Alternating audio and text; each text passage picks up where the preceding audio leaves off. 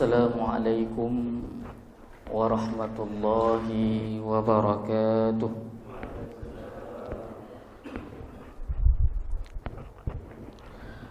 Alhamdulillahi wa kafa, wassalatu wassalamu ala rasulil mustafa wa ala alihi wa sahbihi dzawil huda wat tuqa, amma ba'd.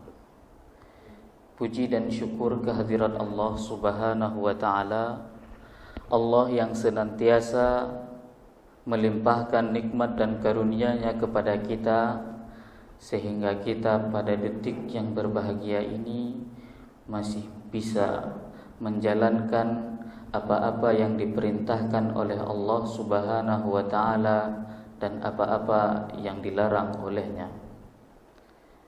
Bapak-bapak dan ibu-ibu hadirin sidang jamaah zuhur yang dimuliakan oleh Allah Subhanahu wa ta'ala. Mungkin kita teringat setiap muazzin mengumandangkan azan, kita selalu menjawab dengan kalimat yang sama pada beberapa tempat. Ketika muazzin mengumandangkan Allahu Akbar, Allahu Akbar, kita akan menjawab dengan kalimat yang sama. Begitu juga dengan kalimat asyhadu an la ilaha illallah, kita juga akan menjawab dengan kalimat yang sama. Namun ketika muazzin mengumandangkan kalimat hayya 'alas shalah, kita tidak menjawabnya dengan kalimat yang sama. Golontong tadi cerita nasabah hadis dari Nabi Muhammad sallallahu alaihi wasallam, ahwate dikeun le muazzin hayya 'alas shalah, tajawab dengan kalimat yang sama, hayya 'alas shalah. Fenomena ini dapat kita tinjau setidaknya paling kurang melalui dua sisi, bapak-bapak dan ibu-ibu yang dimuliakan Allah Subhanahu wa ta'ala. Yang pertama, kita melihatnya dari sisi etika, akhlak. Ketika muazzin tengah gebang po bak sabah munasah ataupun bak sabah semujid, hayya 'alas shalah, kalau kita artikan marilah kita bersegera untuk melaksanakan salat. Secara etika han mungkin tanya yang tengah daduk bak kedai kopi takun dengan kalimat yang sama, marilah kita salat tajawub hidih bak kedai kopi. Sawa yang hei sebetulnya. Pukeh muazzin yang tengah dalam semajid gejak kedai kopi tajam tanya, atau tanya yang kedai kopi tajak kena masjid. Secara etika tidak tepat.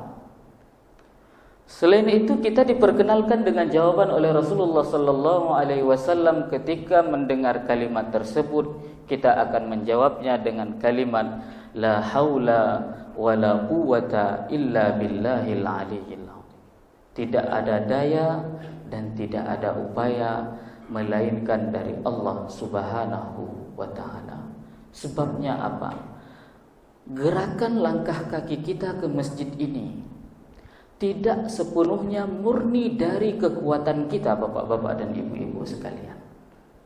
Buktinya apa? Cukup banyak di luar kita. Apakah di luar musalla ini atau di luar masjid-masjid lain, orang yang diberikan kekuatan oleh Allah Subhanahu wa taala.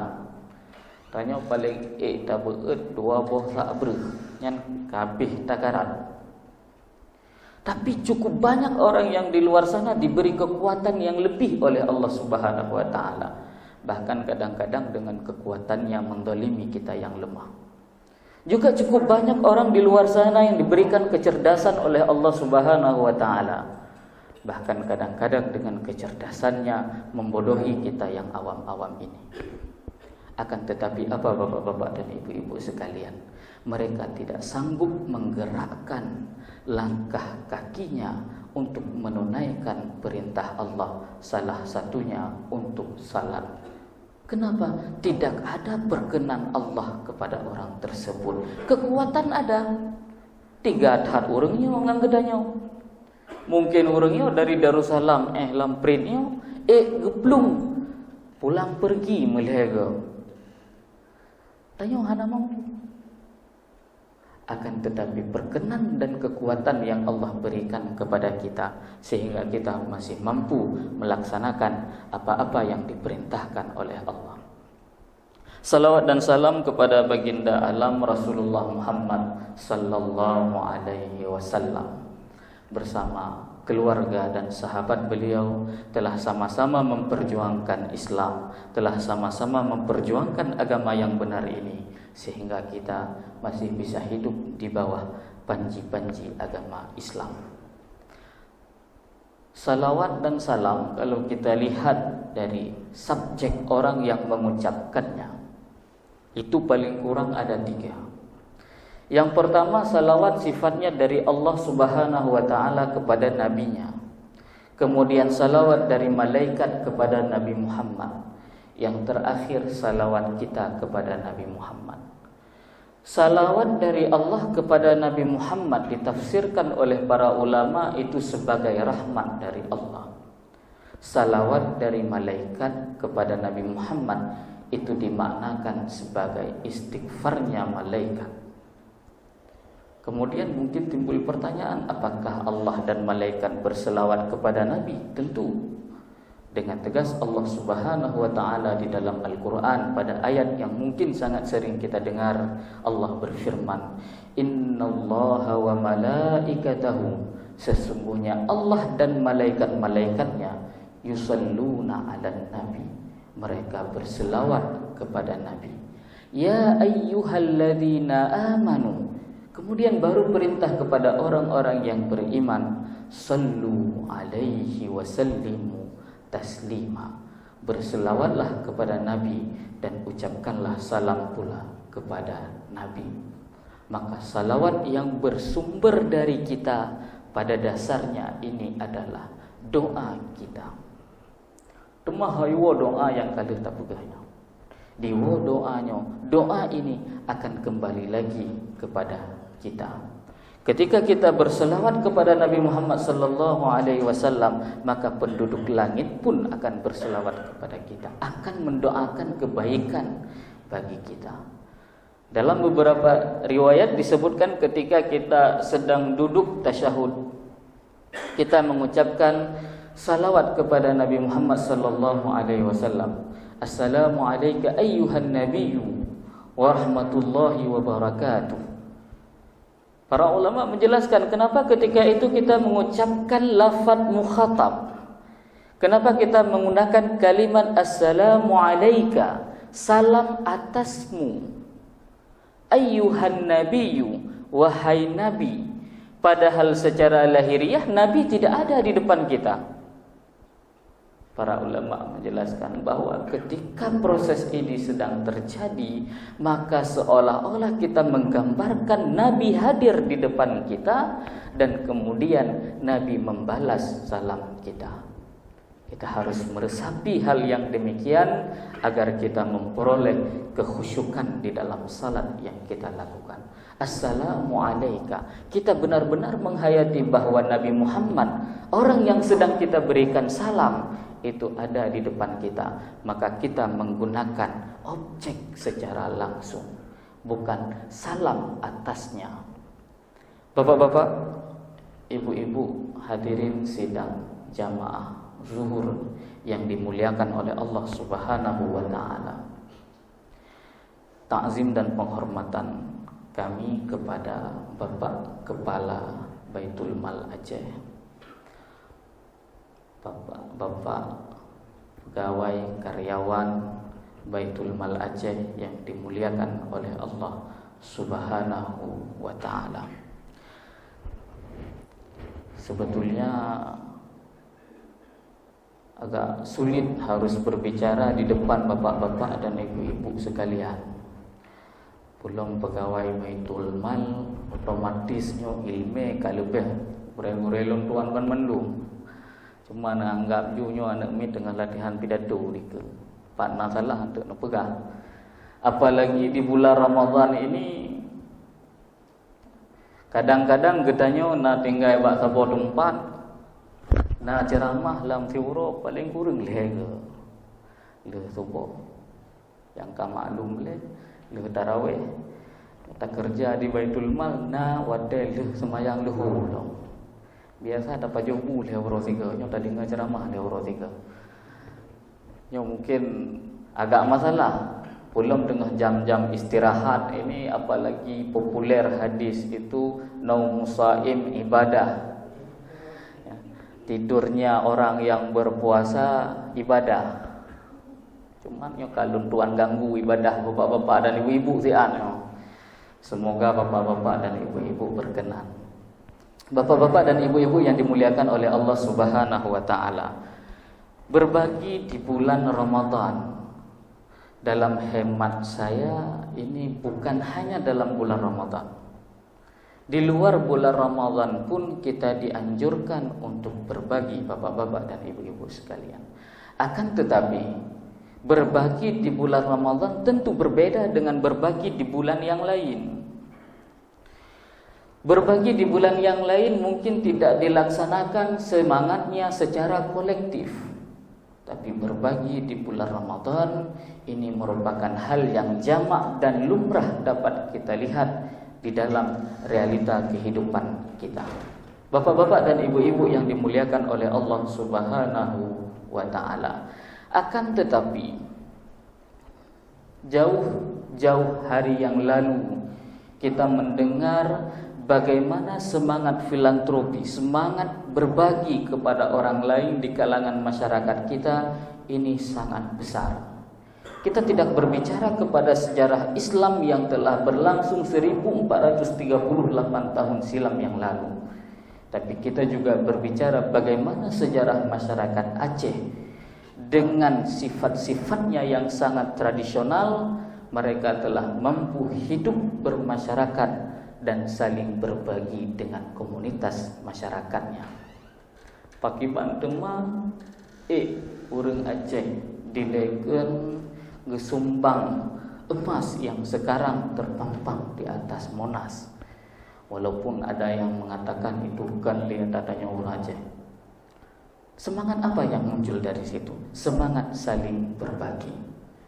Bagaimana kemudian kita beranjak kepada sejarah Islam pada masa Umar bin Abdul Aziz yang menjabat singkat sekali 99 Hijriah sampai 100 Hijriah, 3 tahun. Namun diceritakan pada masa itu adalah masa yang sangat sejahtera. Cuma tinggal tuan ledon. Mungkin kaya mandum urang. Tanya karena Baitul Mal pada beladon, hang kaya acik mandum la urang. Cuman Umar bin Abdul Aziz dalam umur yang 13 tahun menjabat sebagai khalifah mampu mensejahterakan semua pihak.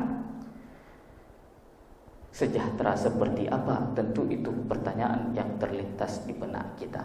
Saya rasa bukan kesejahteraan materi.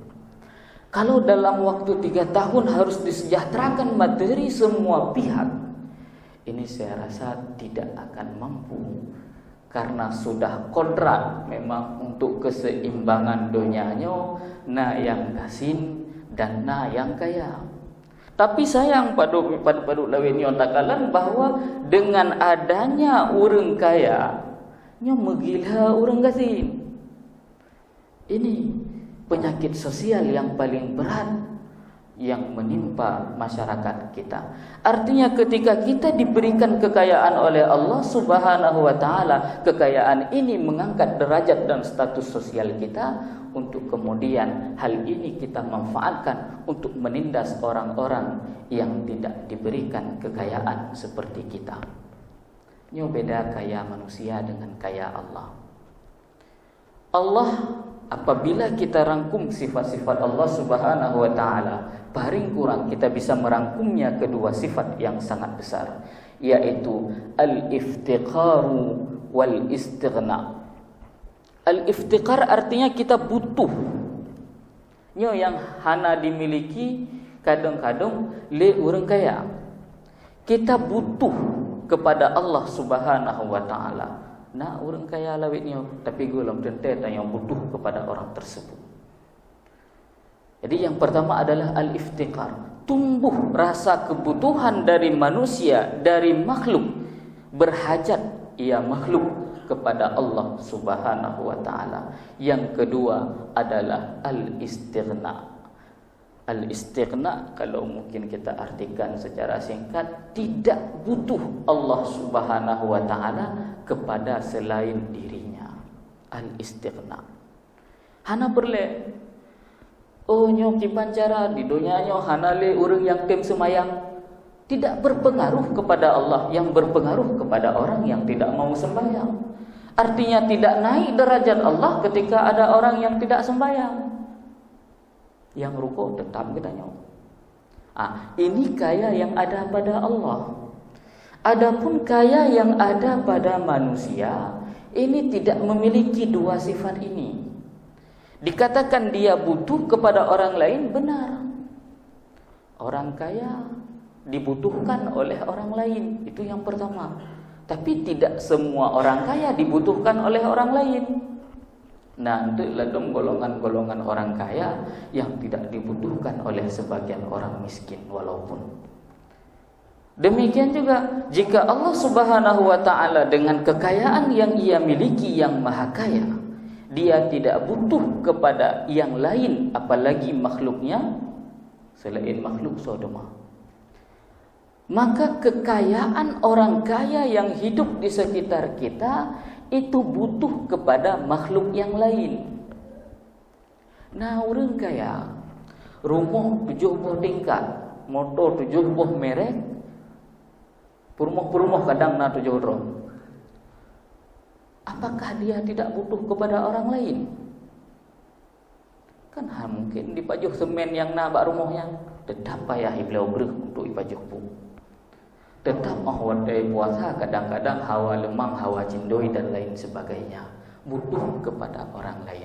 Ini berbeda dengan, jadi berbeda kekayaan Allah Subhanahu wa taala dengan kekayaan makhluknya, dan memang tidak pernah sama. Bahkan kadang-kadang orang kaya yang hidup di sekitar kita ini membuat miskin semakin sistematis. Bagaimana cara? Artinya mereka tidak ingin orang yang hidup miskin terangkat derajatnya kemudian menjadi orang kaya. Takut akan ada orang yang selevel dengan dia. Ini dalam masalah fikih dikategorikan sebagai orang yang hasad. Maka terjadilah kemiskinan secara sistematis.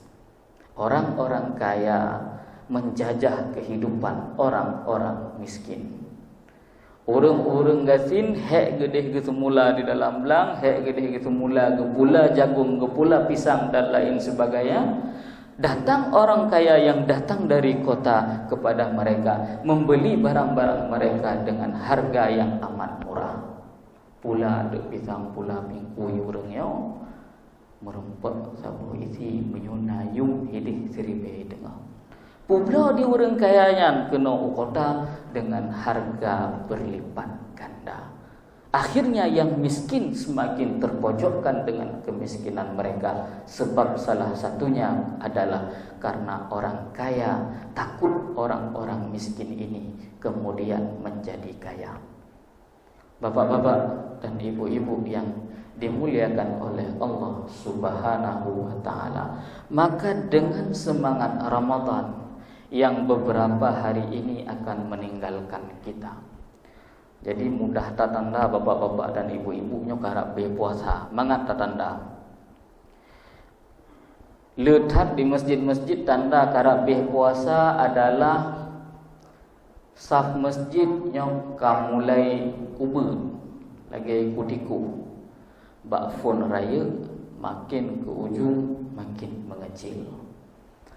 Kita dalam mazhab Syafi'i sering mengenal bahawa beranjak 15 terakhir dalam bulan Ramadan itu sudah mulai ada kunut ketika witir. Salah satu tanda Ramadan juga hampir berakhir. Tanyo di Banda Aceh, nah tanda lain lom. Di antara tandanya adalah nyo jamaah Pasai Aceh kalau lebih ramai ni bak jamaah Masjid Raya. Ini fenomena yang terjadi di sekitar kita, bapak-bapak dan ibu-ibu sekalian. Nah, ketika bulan Ramadan yang sudah hampir sampai kepada garis finish, maka ada syariat-syariat lain yang terkait ibadah Ramadan. Salah satunya adalah pemberian zakat fitrah. Kita tidak berbicara di sini tentang asas hukum atau bagaimana proses pelaksanaan zakat fitrah itu secara mendetil. Namun yang penting bagi kita adalah pelaksanaan zakat fitrah itu adalah sebagai salah satu upaya kita saling berbagi. Karena saling berbagi ini kata yang mudah bapak-bapak dan ibu-ibu, tapi sudah sedikit demi sedikit hilang dari kehidupan kita. Beda mungkin ada pengalaman bapak-bapak dan ibu-ibu pergi ke Tanah Suci. Di Tanah Suci ketika bulan Ramadan itu terutama, maka semangat berbagi orang Arab, terutama orang yang berada di dua kota suci, ini meningkat 180 derajat. Buktinya bagaimana? Setiap jadwal buka puasa di Masjid Nabawi itu misalnya, nyan karena puluhan orang atau ratusan orang yang berdiri di halaman masjid. Tujuannya apa? Ke agen. Agen kepu di dalam karena orang pre. Jadi pegat agen sekitar 10 ro satu kelompok atau 20 ro, geyumahai itu orang di luar. Bak gemahai orang di luar nyan pi merempah ide pakan karena merempah dengan agen-agen panggilan yang lain. Tujuannya apa? Mereka mengajak orang yang ada dan hadir ke Masjid Nabawi itu untuk melaksanakan buka puasa. Dari siapa? Dari harta yang mereka sedekahkan. Jadi merempah orang sedekah ini. Ya ija bak katanya ija ibu kata ya dah buka puasa balong. Wadah dah buka. Okey, siap. Ibu damang tu dimasukkan kita ke dalam masjid. Di sana sudah ditunggu oleh apakah orang tuanya dan keluarga besarnya, sudah ditunggu dalam satu kelompok. Ibu kata duduk di sini. Silakan duduk di sini. Tapi jangan pindah-pindah ya. Ya, tanya pindah-pindah kadang takut belah hadis hendak hidih pisang raya baju sang. Kata pindah gede. Lu dah buka puasa, lu dah sembahyang maghrib, dipingat loh. Besok udah tahu tempat saya, silakan datang ke sini lagi. Ambil takut dah minta tumpuk yang lebih raya long tengah. Tapi tidak menjadi masalah sebenarnya. Tapi beginilah semangat mereka saling berbagi bapak-bapak dan ibu-ibu sekalian. Khalifah Umar bin Khattab radhiyallahu anhu di akhir hidup beliau ingin memberikan buka puasa kepada orang penduduk Madinah ketika itu. Maka dipanggillah seorang sekretarisnya. Di dalam sebuah hadis diriwayatkan disebut dengan Ghulam. Wahai Ghulam, kata Umar bin Khattab radhiyallahu anhu, tolong beritakan kepada penduduk Madinah bahwa hari ini Amirul Mukminin Umar bin Khattab akan membagikan buka puasa bersama. Undangan dari khalifah, ibarat tapegah uronyo undangan dari presiden. Mansaboh Indonesia guyujak buka puasa. Ya kah pasti yang ada di dalam benak kita, yang ada di dalam pikiran kita akan lemo kenang panggang, kameng kada pang-pang hinang kala ke panggang. Pokoknya sudah sedia makanan yang sangat-sangat lezat dalam bayangan katanya. Datanglah penduduk ketika itu ke tempat kediaman Amirul Mukminin Umar bin Khattab. Karap tuk puasa, karap tuk wadai buka puasa. Yang ada dihidangkan hanya segelas air. Tapi mentang kebikir si mungkin le orang yang mungkin idile tiada baru tuk kameng. Mentang tinggal kena. Kadang golong gak masak hai kan tanya ada rendang kan trip bacut masak ada pegon. Mentang tinggal kena. Akhirnya tibalah waktu buka puasa, golong nafsu serene dan tewannya. Tibalah waktu buka puasa, hana truk lain sabu. Kakek JPI sagai. JPI mandum pulau jamun ikan golong pakai dispenser. Atau paling kurang hana tagun. Kebiasaan orang Arab itu minum air kadang tidak dimasak. Apalagi kalau air zam-zam cok dari mak gayung sapo-sapo jep tu selesai buka puasa bersama khalifah. Kalau kita hari ini kan sudah menggerutu, Nah tiga ke 60 pun khalifah lagi kan, mesti tun roh takun ke khalifahnya, khalifah kering. Akan tetapi sebenarnya intinya bukan itu bapak-bapak dan ibu-ibu sekalian. Bagaimana keinginan Umar bin Khattab ingin memberikan sesuatu kepada orang yang berpuasa.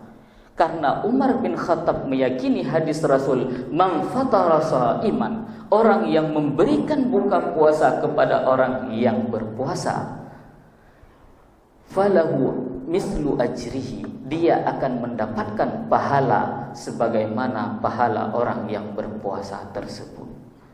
Cuman bagi yang nak jabatan gedanya nyobek tak ada praktek mana, tak undang urang sebuah kampung sebuah gelah lebih yang mesti bahas itu keadaan Umar yang sudah sangat terdesak, tapi keinginannya sangat mempuncak, harus direalisasikan. Bentuknya apa? Sesuai dengan kemampuan dia ketika itu. Oh mungkin nak urung pegang, kita tidak mampu seperti itu. Maka Rasulullah sallallahu alaihi wasallam pernah bersabda, di antara kebaikan-kebaikan yang dapat kita lakukan, yang pertama adalah ta'inu shani'a, membuat sesuatu apa yang orang lain tidak mampu untuk membuatnya. Nah, jino buka puasa bersama di Melasah, maka kita memberikan tajuk aqua, tajuk kurma, tajuk kue, tajuk bungkuk dan lain sebagainya. Ta'inu shani'a. Au tasna' lil ahram. Tidak mampu kadang-kadang. Pulang gaji leblah hana cai-cai maksudnya. Tidak mampu. Tak nak sedekahnya han mampu, tak nak sedekah je han mampu. Yang nak tenaga, kita bantu orang yang ada di masjid atau musalla kita bantu proses orang membuka puasa. Tabut aku ali tanya kadang, tabut kurma ali tanya, tak bagi si krek-krek sapu. Yang penting kebaikan, tasna' lil ahram. Kita membantu orang yang tidak mampu melakukan seluruhnya. Oh kadang tidak mampu juga, tenaga hana dan lain sebagainya hana. Roh tuh Melasah atau masjid pahwate karap susrene buka puasa. Kakak tak pegah bak orang ibineh tanya, nyo aku walung uronyo kedrone. Tapi ni pingat bagi pulang, aku agaknya berkedanyo. Baik dia buka puasa hanam puji aku adanyo. Jadi kita berikan apa yang ada pada diri kita kepada dia, dianggap sebagai sedekah. Lalu dia memberikan apa yang ada, jatah buka puasa dia diberikan kepada kita. Itu juga bisa dianggap sedekah. Cuma keha mungkin manlele bohnyo hana mampu. Miobit hana mampu yang gede, yang membalok 2 kali le pah saja. Karena mungkin hana mampu, dan yang ka model sedekah urang yang paling krit bapak-bapak dan ibu-ibu sekalian. Tapi kalau memang kemampuannya sudah sekedar itu, saya rasa tidak bermasalah. Jadi cukup banyak semangat-semangat kebaikan yang bisa kita lakukan dalam memanfaatkan momentum Ramadan kali ini. Bapak-bapak dan ibu-ibu yang dimuliakan oleh Allah Subhanahu wa taala, berkenaan dengan fungsi kebaikan atau kita berbagi kepada sesama kita, tentu sangat banyak manfaat dan fungsinya. Dalam banyak hadis Rasulullah menyebutkan bahawa sedekah bisa menutup kesalahan-kesalahan yang kita lakukan. As-sadaqatu tudfi'ul khati'ata kama tudfi'ul ma'u an-nar. Sedekah dapat menghapus, sedekah dapat menutup kesalahan-kesalahan yang kita lakukan sebagaimana api dipadamkan oleh air. Demikian juga Rasulullah sallallahu alaihi wasallam dalam hadis yang lain pernah bersabda, "Dawu mardakum bis sadaqah." Obati orang yang sakit di antara kamu dengan sedekah. Juga Rasulullah di dalam hadis yang lain pernah bersabda, "Ma naqasat sadaqatun min malin." Tidak akan pernah berkurang harta orang yang bersedekah, illa zadallahu izza, kecuali Allah berikan kelebihan, hibah, muruah, wibawa kepada orang tersebut. Dan tentu yang paling penting adalah keberkahan bagi orang tersebut. Sebab yang paling dominan kenapa hari ini kita sudah sedikit semangat berbagi kepada orang yang ada dan hidup di lingkungan sekitar kita adalah kita salah memaknai harta. Ini punca yang pertama, bapak-bapak dan ibu-ibu sekalian. Ketika harta kita tempatkan sebagai kekayaan materi, ketika harta kita anggap sebagai satu-satunya kekayaan yang diberikan kepada kita untuk kita gunakan sesuai dengan kehendak kita, sebagaimana ilmuwan sosial memandang harta, maka di sini kita sudah tergelincir ke dalam satu jurang. Sebabnya adalah harta di dalam Islam telah dijelaskan oleh para ilmuwan dan ekonom muslim sejak era Muhammad bin Hasan Asy-Syaibani sampai kepada Malik bin Nabi. Salah satu unsur dan sisi terpenting di dalam harta itu adalah titipan Allah. Ketika kita menganggap harta sebagai titipan Allah, maka tangan kita akan mudah untuk memberi. Maka sebagaimana diriwayatkan oleh Rasulullah sallallahu alaihi wasallam bahwa beliau, kata para sahabatnya, Nabi Muhammad, nabi kita adalah orang yang paling baik, ajwadun nas, orang yang paling pemurah. Bagaimana tingkat pemurah Nabi Muhammad sallallahu alaihi wasallam? Ajwad min rihil mursalah. Lebih pemurah daripada angin yang berhembus. Segitu pemurahnya Nabi Muhammad sallallahu alaihi wasallam. Maka tidak heran kemudian kita melihat di dalam sejarah kenabian, ketika Nabi masih menyimpan harta di rumahnya, Nabi menjumpai sahabatnya dengan wajah yang gelisah. Sebabnya kenapa? Harta mantang tinggai hidup dilikut, golong bih gejuk ke orang lain. Gedanya muyona orang lain minta sedekah badanya nyan makin susah tu. Tapi Nabi sebaliknya, beliau susah karena ada titipan Allah yang masih ada di tangan beliau untuk diberikan kepada orang-orang lain yang tidak mampu. Bapak-bapak dan ibu-ibu yang dimuliakan oleh Allah Subhanahu wa taala, sekian mauidhah zuhur pada kesempatan yang berbahagia ini. Saya mohon maaf, mungkin sudah terlalu panjang dan lain sebagainya, atas berbagai kesalahan baik tindakan maupun perkataan. Saya mohon diperbanyak maaf. Wallahu muwaffiq ila aqwamit thariq. Billahi taufiq wal hidayah wa bil mauna bil inayah. Assalamualaikum warahmatullahi wabarakatuh. Ada orang mengatakan kantor itu kan tidak ada uang operasional, tapi kan operasional itu kadang tidak mencukupi. Apakah sia-sia atau bagaimana? Biasanya kan sedekah itu untuk orang. Kalau orang bilang dia sedekah untuk kantor, kasih aja orang miskin lebih baik. Bagaimana tanggapannya? Baik, terima kasih. Terima kasih. Saya tidak memulai lagi dengan salam. Saya akan mencoba memberikan jawaban dan semoga jawaban saya tidak puas. Artinya kita bisa mencari di tempat lain yang lebih memuaskan. Atas nama pemberian yang kita berikan, apapun objek yang kita berikan, kemana saja sasaran yang kita ingin sampaikan, saya kira kebaikan itu tetap akan dianggap sebagai kebaikan. Karena tidak ada batas kepada kebaikan. Artinya ketika dikatakan suatu kebaikan atau itu sedekah atau itu hadiah, mungkin nanti beda objeknya. Hadiah maksudnya kepegang je ku orang kaya, je ku orang gatin. Sedekah tajuk ku orang kaya bengek ke. Pu sedekah lu orang kaya. Akan tetapi mungkin untuk orang kaya itu dianggap sebagai hadiah.